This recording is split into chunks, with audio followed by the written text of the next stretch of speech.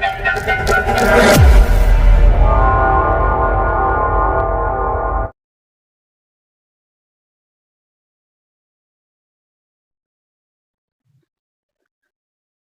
Students, so I welcome all to my YouTube channel Rathore classes Mirzaganj.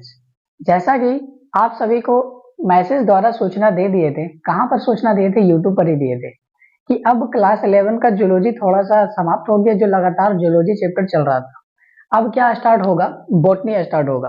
और botany में से सबसे पहला जो चैप्टर है वो हमारे चैनल पर पहले से ही उपलब्ध है।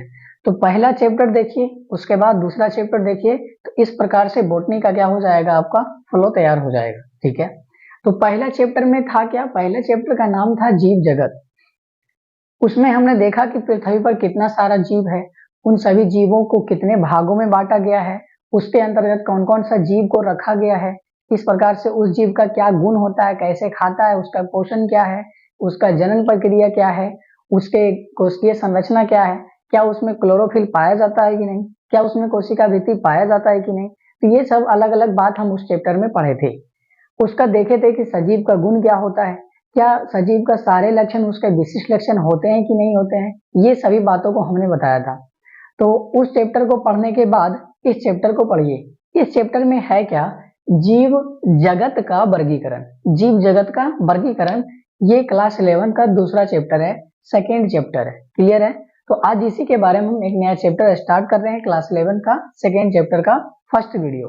ओके, तो चैप्टर का नाम है जीव जगत का वर्गीकरण। पहला जो चैप्टर है उसका नाम है जीव जगत, जो दूसरा चैप्टर है उसका नाम है जीव जगत का वर्गीकरण। यानी कि जो भी हम जीव पढ़े थे उस जगत का क्या कर देंगे, उसका वर्गीकरण में बांट देंगे।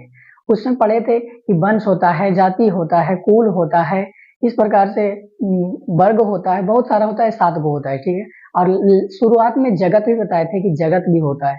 उसी जगत को हम क्या करेंगे, बांट करके पढ़ेंगे। जगत को क्या करेंगे, बांट करके पढ़ेंगे। ठीक है, तो इसमें सबसे पहले इस चैप्टर का परिचय देते हैं। जैसा कि नाम से ही समझ में आ रहा होगा, जीव जगत का वर्गीकरण, यानी कि जितना भी जीव का जगत है उसको हम बांटना शुरू करेंगे। उसको हम क्या करना शुरू करेंगे, बांटना शुरू करेंगे। तो सिंपल से इसमें यही है, कोई भी साइंटिस्ट आया और उसको बांटा क्यों, क्योंकि हमको पढ़ने में आसानी हो, क्योंकि हम लोगों को पढ़ने में क्या हो, आसानी हो। तो सबसे पहले साइंटिस्ट का एक नाम आता है, उस साइंटिस्ट का नाम है अरस्तु। सबसे पहले किस साइंटिस्ट का नाम आता है, अरस्तु। तो अरस्तु जो थे वैज्ञानिक थे, जिन्होंने सर्वप्रथम अरस्तु ने जीवों को 2 भागों में बांटा। सर्वप्रथम अरस्तु ने जीवों को कितने भागों में बांटा, 2 भागों में। एक भाग था जंतु और दूसरा भाग था पादप। एक भाग था जंतु और दूसरा भाग क्या था, पादप। फिर जंतु को भी 2 भाग में बंटवारा कर दिया। जंतु को भी कितने भागों में बंटवारा कर दिया, 2 भागों में। एक था इनाइमा और दूसरा था एनाइमा। और ये किसके आधार पर बांटे थे अरस्तु साहब, आरबीसी की उपस्थिति तथा आरबीसी के अनुपस्थिति के आधार पर। अरस्तु ने पूरे जीव को 2 भागों में बांटा, एक जंतु और दूसरा पादप। जंतु को किसके आधार पर बांटा, आरबीसी के उपस्थिति तथा आरबीसी के अनुपस्थिति के आधार पर 2 भागों में बांटा। कौन कौन, एनाइमा, इनाइमा और एनाइमा, इनाइमा और एनाइमा। तो इनाइमा उसको बोला जिसमें आरबीसी पाया जाता है, जिसमें आरबीसी पाया जाता है उसको किस में रख दिया, इनाइमा में। और जिसमें आरबीसी नहीं पाया जाता है उसको किस में रख दिया, एनाइमा में। ए मतलब एब्सेंट होता है ना, तो इसमें आरबीसी एब्सेंट है। तो इनाइमा में आरबीसी पाया जाता है और एनाइमा में आरबीसी नहीं पाया जाता है। तो जिस भी जंतु के पास आरबीसी पाया जाता था उसके किस में रख दिया गया, इनाइमा में रख दिया। और जिस जीव के पास आरबीसी नहीं था उसको किस में रख दिया गया, एनाइमा में रख दिया गया। तो ये बंटवारा कौन किया था, अरस्तु किया था। ठीक है, अच्छा, इसके जो दूसरा भाग है पादप, इसका दूसरा भाग क्या है, पादप। एक जंतु वाला भाग है और दूसरा पादप वाला भाग है। तो जंतु में 2 भाग पढ़ लिए, अब पादप में 3 भाग है। पादप को भी कितने भागों में बांटा, 3 भागों में। और ये किसके आधार पर बांटा, उसके आकार के आधार पर, आकार की संरचना के आधार पर, आकार की लक्षण के आधार पर। अब ये आकार की लक्षण क्या होता है कि हमको बाहर से कोई जीव का संरचना कैसा दिखता है उसके आधार पर था। तो ये पादप को 3 भागों में बांटा, तो बाहर से पौधा देखने में कैसा लगेगा, हम उसको देख करके क्या मालूम करते हैं, क्या हमारे दिमाग में बनता है, उसके अंदाजा पे ये क्या किए, पौधा को 3 भागों में बांटे। एक है शाक, दूसरा है झाड़ी और तीसरा है पेड़। क्या क्या है, शाक, झाड़ी और पेड़। देखिए इसमें कौन कौन से पेड़ को रखे, कौन कौन से पौधे को रखे। शाक के अंतर्गत उस पौधा को रखा जो बहुत छोटा था, एकदम बहुत छोटा पौधा को किसमें रख दिया, शाक में। जो झाड़ी है, झाड़ी में किसको रखा, थोड़े से बड़े पौधे को रखा, बड़े पौधे को रखा, ठीक है। और इसमें पेड़ में किसको रखा, बहुत बड़ा पेड़ को रखा। पेड़ में किसको रखा, बहुत बड़ा पेड़ में। तो इसमें बहुत छोटा पौधा था, इसमें बड़ा पौधा था और इसमें बहुत बड़ा पेड़ था। तो ये हम बाहर से देख के पता कर सकते हैं कि नहीं कर सकते हैं, कर सकते हैं कि ये पौधा इतनी गो है, ये पौधा इतना बड़ा, ये पौधा सबसे बड़ा, इससे बड़ा पेड़ है ही नहीं, तो उसको पेड़ में रख दिया। जो बहुत छोटा था उसको शाक में रख दिया, जो बीच बीच में था, ना ज्यादा बड़ा ना ज्यादा छोटा, उसको किस में रख दिया, झाड़ी में रख दिया, ठीक है।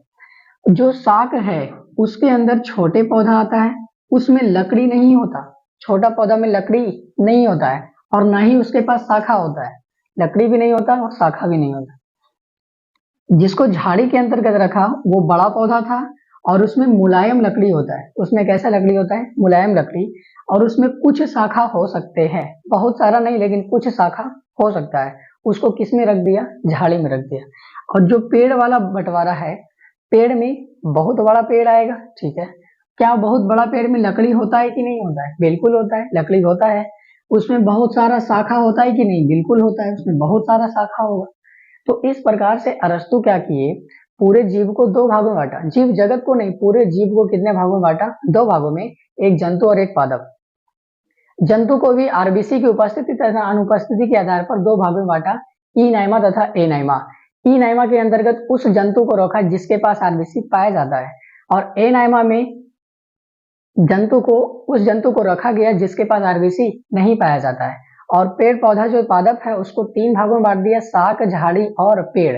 शाक के अंतर्गत उस पौधे को रखा जो बहुत छोटा था, उसमें लकड़ी नहीं होता, उसमें शाखा नहीं होता है। झाड़ी के अंतर्गत उस पौधा को रखा जिसमें क्या होता है, थोड़ा सा बड़ा पौधा होता है, उसमें मुलायम लकड़ी होता है तथा कुछ शाखा होता है। और पेड़ के अंदर उस पौधे को रखा जो बहुत बड़ा पेड़ था, उसमें लकड़ी भी होता है तथा बहुत शाखा भी होता है। तो इस प्रकार ने सर्वप्रथम जीवों को अरस्तु ने बंटवारा किया, इस प्रकार जीवों का वर्गीकरण किया, ठीक है। अब तो ये बात हो गया कि ऐसा ऐसा उन्होंने बंटवारा किया। अब इसमें दिक्कत क्या होने लगा, जैसे जैसे इसका बात आगे फैलने लगा, आगे वैज्ञानिक तक जाने लगा, तो वैज्ञानिक इसमें दिमाग लगाने लगा और उससे क्वेश्चन पूछने लगा। क्या क्वेश्चन पूछने लगा, देखिए कि जिसके पास आरबीसी है उसको किस में रख दिया है, ई नाइमा में, और जिसके पास आरबीसी नहीं है उसको किस में रख दिया, ए नाइमा में। और एक पादप का अलग ही ब्रांड बना दिया, अलग ही वर्गीकरण बना दिया। तो क्या हम पूछते हैं पादप के पास कोशिका भित्ति होता है कि नहीं होता है, अच्छा ये तो कोशिका भित्ति के आधार पर बोल रहे हैं, आरबीसी के आधार पर ही बोलते हैं। एक ऊंट एवं लामा है, एक ऊंट एवं लामा जीव है, उसमें आरबीसी नहीं पाया जाता, उसके आरबीसी में न्यूक्लियस नहीं पाया जाता, तो मेनली उसमें आरबीसी नहीं पाया जाता। तो इसके आधार पर ये क्या हो गया, गलत हो गया। अच्छा झाड़ी में किसको रखा, तुलसी को रखा, कमल को रखा, जिसमें मुलायम लकड़ी हो तथा कुछ शाखा हो, लेकिन इसमें मुलायम लकड़ी हो भी सकता है, मुलायम लकड़ी नहीं भी हो सकता है। तो इस प्रकार से इसका बंटवारा उतना सही नहीं था, ठीक है। तो और डेवलप हुआ और विकसित हुआ, वर्गीकरण को और सोच करके वैज्ञानिक अलग तरीके से बांटना चाहा। तो उसके बाद नंबर आता है द्वि जगत पद्धति का। कौन से पद्धति का, द्वि जगत पद्धति का। और ये द्वि जगत पद्धति का मतलब क्या होता है, द्वि का मतलब 2 और जगत का मतलब जगत, मतलब ये जो भी वैज्ञानिक आए पूरे जीव जगत को कितने भागों में बांट दिए, 2 भागों में। एक जगत का नाम है पादप और दूसरे जगत का नाम है जंतु, पादप जगत और जंतु जगत। और द्वि जगत पद्धति किसने दिया, पूछ देगा कौन वैज्ञानिक दिया, तो बोलना है कैरोलस लीनियस। वैज्ञानिक का नाम क्या है, कैरोलस लीनियस। द्वि जगत पद्धति कैरोलस लीनियस ने पूरे जीव जगत को कितने भागों में बांटा, 2 भागों में, एक है पादप जगत और दूसरा है जंतु जगत, ठीक है।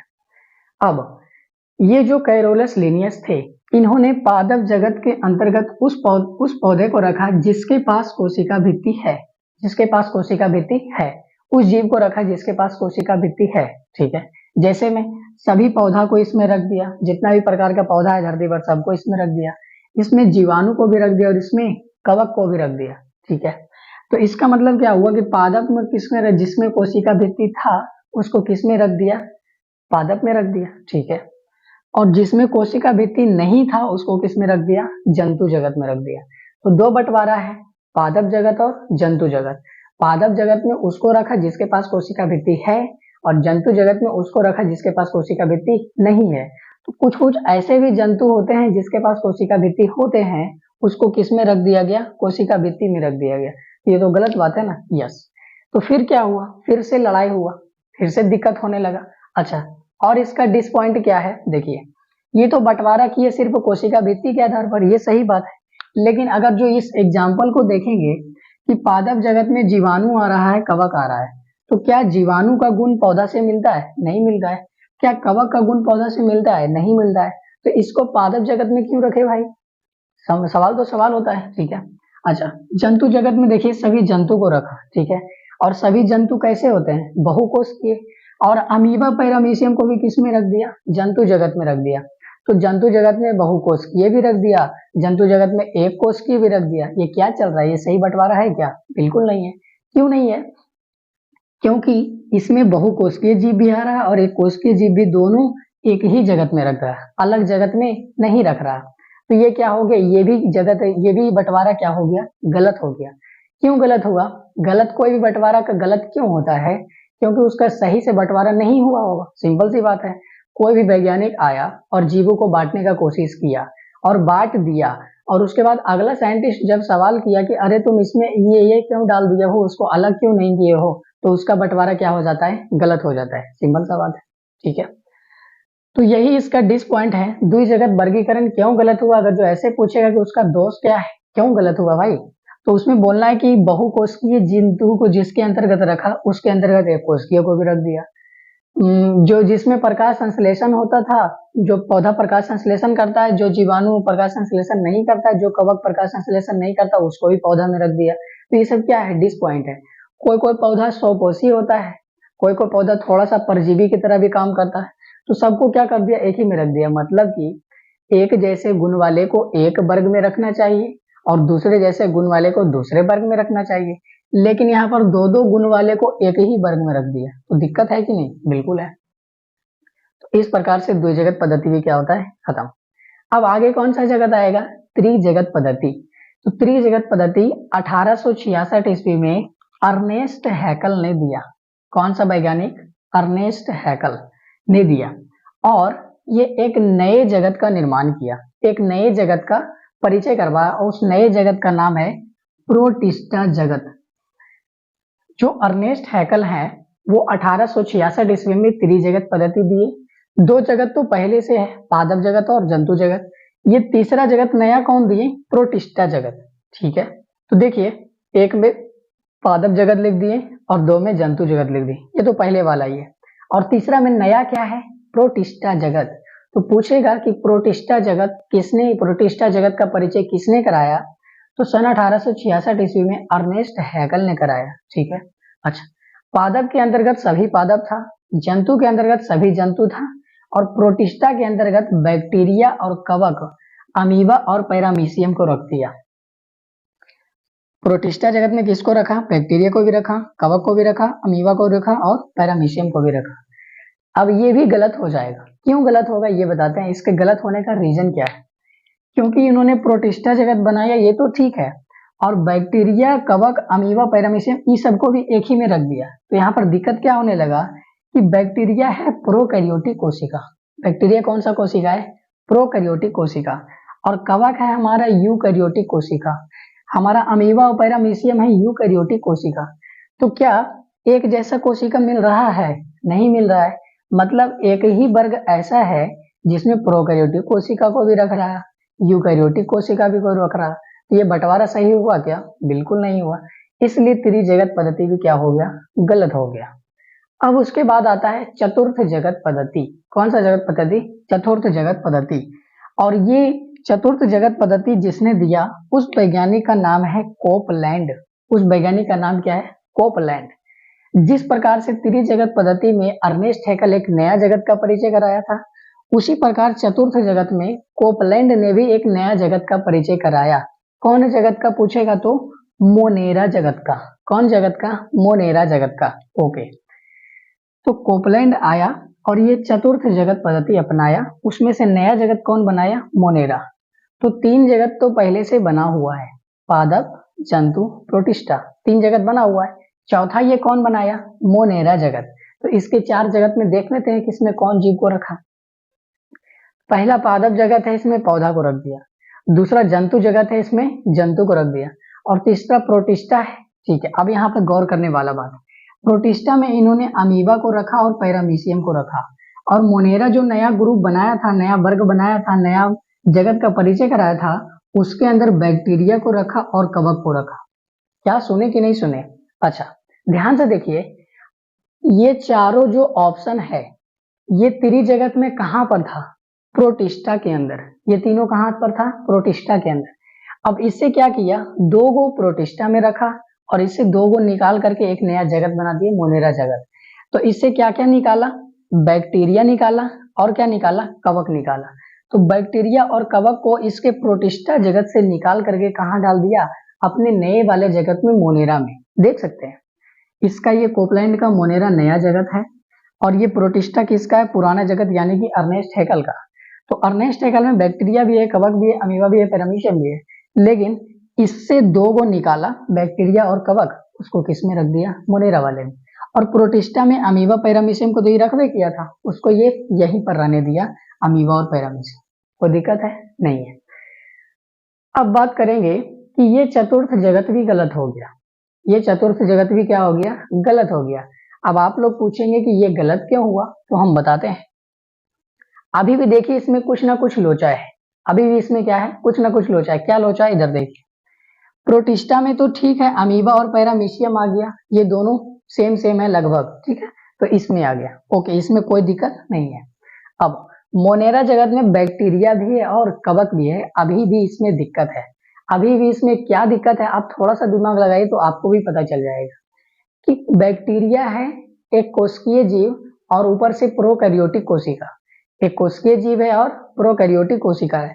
और वहीं पर हम कवक की बात करें तो कवक यूकैरियोटिक कोशिका है। तो अभी भी इसका डिफाइन पूरा तरह से नहीं हो पाया। इसमें दो दो गुण आ रहा है और दोनों गुण को एक जगत में रख रहा है, तो गलत है कि नहीं? बिल्कुल है।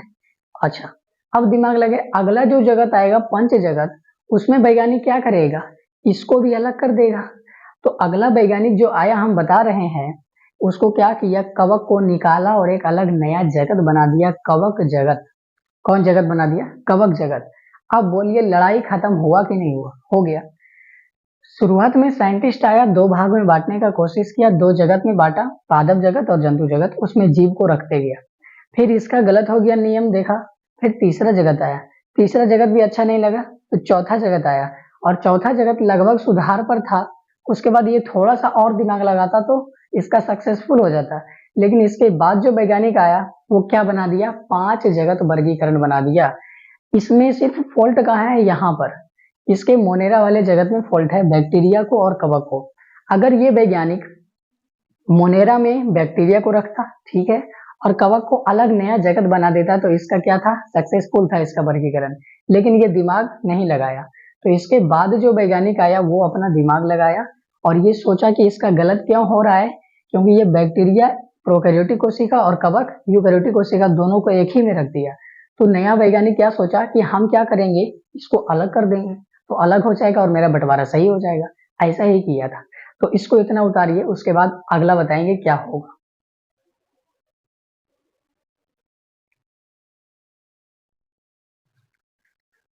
जब चतुर्थ जगत गलत हो गया, जो कोपलैंड दिया था चतुर्थ जगत वर्गीकरण, तो उसके बाद कौन सा जगत आया? पंच जगत का वर्गीकरण, पांच जगत का वर्गीकरण। और ये पांच जगत का वर्गीकरण कौन वैज्ञानिक दिया? R H Whittaker. वैज्ञानिक का नाम क्या है? R H Whittaker. और पूछेगा कब दिया, तो बोलना है 1969 ईस्वी में। कब दिया? 1969 ईस्वी में। तो पांच जगत वर्गीकरण किसने दिया? R H Whittaker. कब दिया? 1969। ठीक है, इसके पहले कितना जगत बन चुका था? चार जगत बन चुका था। तो कोपलैंड ने क्या गलती किया कि वो अपना जो नया जगत बनाया था, मोनेरा जगत, उसमें बैक्टीरिया को भी रख दिया था और कवक को भी रख दिया था। तो क्या बोले, अगला जो साइंटिस्ट आया यानी कि ये आर.एच. विटेकर ये दिमाग लगाया और 4 जगत को ऐसे ही रहने दिया। मोनेरा भी बन चुका था, प्रोटिस्टा भी बन चुका था, कवक नहीं बना था, पादप बन चुका था और जंतु बन चुका था। तो 4 जगत पहले से बन गया था कोपलैंड तक। उसके बाद जो ये नया वैज्ञानिक आया ये जो आर.एच. विटेकर है 1969 में ये जो 5 जगत वर्गीकरण दिया, तो ये दिमाग लगाया कि कोपलैंड क्या किया था, अमीबा को और कवक को दोनों किस में रख दिया था, मोनेरा में। मतलब बैक्टीरिया को और कवक को किस में रख दिया था, मोनेरा में। जो अभी इसके पहले बताया कोपलैंड वाला, उसके मोनेरा में बैक्टीरिया भी था और कवक भी था। लेकिन ये जो आर.एच. विटेकर हैं कुछ दिमाग लगाए और बोले कि जो बैक्टीरिया और कवक को कोपलैंड दोनों एक में रख दिया, तो बैक्टीरिया को मोनेरा में ही रहने दिया और कवक को निकाल करके एक नया जगत बना दिया। कवक को निकाल करके क्या बना दिया, एक नया जगत बना दिया और उसके अंदर सारे कवक को रख दिया। उसके अंदर किसको रख दिया, सारे कवक को रख दिया। अब बताइए कुछ लड़ाई है क्या, नहीं है। अब कोई लड़ाई है, नहीं है। इसमें क्या है, प्रोकैरियोटिक कोशिका है, इसमें क्या है, यूकैरियोटिक कोशिका है, इसमें बाकी सारा क्या है, यूकैरियोटिक कोशिका है। तो अब कोई लड़ाई नहीं है। सबको क्या कर दिया, अलग अलग गुण के आधार पर, अलग अलग आधार पर बांट दिया गया। लेकिन अभी भी ये पूरी तरह से सही नहीं है। अब पढ़ते हैं इसी को, यही पांचों जगत को पढ़ना है आपके इस चैप्टर में, यही पांचों जगत को पढ़ना है। और पांचों जगत को नहीं पढ़ना है, इस चैप्टर में मात्र 3 जगत दिया हुआ है। कितना जगत दिया हुआ है, 3 जगत। एक मोनेरा जगत, दूसरा प्रोटिस्टा जगत और तीसरा कवक जगत। और पूछेंगे ये दोनों क्यों नहीं दिया, तो ये दोनों भी दिया है, लेकिन पादप जगत को एक नया चैप्टर बना दिया है, पूरा का पूरा पादप जगत। और जंतु जगत का भी एक नया चैप्टर बना दिया है, पूरा का पूरा जंतु जगत। तो दूसरा चैप्टर में ये तीनों जगत पढ़ेंगे, तीसरा चैप्टर में पादप जगत पढ़ेंगे और चौथा चैप्टर में जंतु जगत पढ़ेंगे। तो इस प्रकार से एक एक करके क्या कर देंगे, सारे जगत को खत्म कर देंगे। क्लियर है। अच्छा, अब ये सवाल है कि जो आर.एच. विटेकर हैं, इन 5 जगत को किसके आधार पर बांटा, उसके बांटने का आधार क्या था, तो ये था उनका आधार। आधार क्या क्या है, कोशिकीय संगठन, कि कौन सा जीव का कोशिका कैसे बना हुआ है, थैलस संरचना, उसका थैलस संरचना क्या है, कैसे वो क्या होता है थैलस संरचना, आगे बताएंगे। पोषण की प्रक्रिया, कौन से जीव कैसे पोषण करता है, स्वपोषी है कि परपोषी है कि मृतजीवी है कि सहजीवी है, कैसे क्या करता है वो देखना है। प्रजनन, कि कौन सा जीव प्रजनन कैसे करता है, ठीक है, लैंगिक करता है या अलैंगिक करता है, ठीक है। जातीय वृत्ति संबंध, कौन से जाति एक दूसरे से संबंध बना करके रहते हैं, कौन से जाति एक दूसरे के साथ में रह सकते हैं, उसमें कोई दिक्कत नहीं, कोई लड़ाई नहीं है। तो इसके आधार पर आर.एच. विटेकर ने पूरे जीव जगत को कितने भागों में बांट दिया, 5 भागों में बांट दिया। तो ये क्या कहलाया गया, 5 जगत वर्गीकरण। 4 जगत पहले से था, एक ये नया जगत क्या दिमाग लगा के बना दिया, कवक जगत, यही ये नया जगत बनाए थे। कोपलैंड क्या किया था, मोनेरा में ही बैक्टीरिया को भी रखा था और कवक को भी रखा था, लेकिन ये चालाक निकले। ये क्या किए, बैक्टीरिया में जो कवक को रखा था, कवक को निकाल दिया और एक नया जगत बना दिया, कवक जगत। इससे क्या हो गया, सारा लड़ाई खत्म हो गया। अब इसी को पढ़ते हैं, इसी को अच्छा मानते हैं, पूरा आसान मानते हैं, बट फिर भी ये पूरी तरह से सही नहीं है। क्यों नहीं सही है, क्योंकि बैक्टीरिया, अच्छा ये सबको बंटवारा कर दिया, ठीक है, लेकिन कुछ ऐसे भी जीव हैं जिसका बंटवारा नहीं हुआ, जैसे वायरस। वायरस को किसी भी जगत में नहीं रखा गया। तो आप बोलेंगे वायरस जीव है क्या, नहीं, वो ना ही जीव है ना ही निर्जीव है, मतलब ना ही सजीव है ना ही निर्जीव है। तो फिर भी उसको किस जगत में रखा जाए, इसका भी बंटवारा नहीं हुआ है। तो इसका नहीं हुआ है, इसका मतलब अभी भी पूरी तरीके से बंटवारा सही नहीं है, लेकिन इसी को सही मानते हैं और उसको अलग से पढ़ लेते हैं। क्लियर है यहाँ तक। तो एक एक करके अब आगे क्या करेंगे, एक जगत आएगा, एक वीडियो आएगा मोनेरा जगत पर, दूसरा वीडियो आएगा प्रोटिस्टा जगत पर, तीसरा वीडियो आएगा कवक जगत पर, और ये तो अलग चैप्टर है, इसको क्या कहना है, ठीक है। इसी प्रकार से ये चैप्टर आपको क्या हो जाएगा, खत्म हो जाएगा। तो मिलते हैं अगले वीडियो में, तब तक के लिए धन्यवाद।